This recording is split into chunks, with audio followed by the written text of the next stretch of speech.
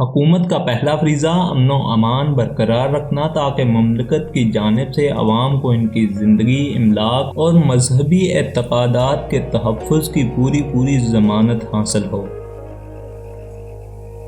کوئی شاندار کارنامہ سر انجام دینے کے لیے اور ملک کی قومی زندگی میں اپنا صحیح مقام حاصل کرنے کے لیے خدمت، تکلیف اور قربانی بنیادی تقاضے ہیں۔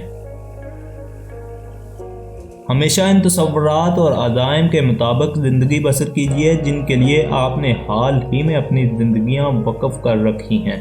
ایک دوسرے پر اعتماد ہی ایک دوسرے سے تعاون بڑھاتا ہے۔ آپ تعلیم پر پورا دھیان دیں، اپنے آپ کو عمل کے لیے تیار کریں۔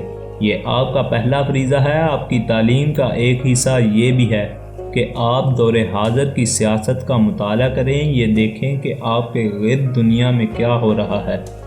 ہماری قوم کے لیے تعلیم زندگی اور موت کا مسئلہ ہے۔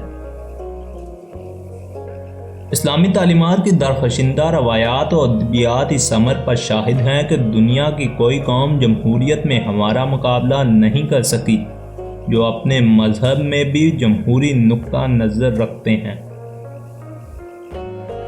علم تلوار سے بھی زیادہ طاقتور ہے، اس لیے علم کو اپنے ملک میں بڑھائیں، کوئی آپ کو شکست نہیں دے سکتا۔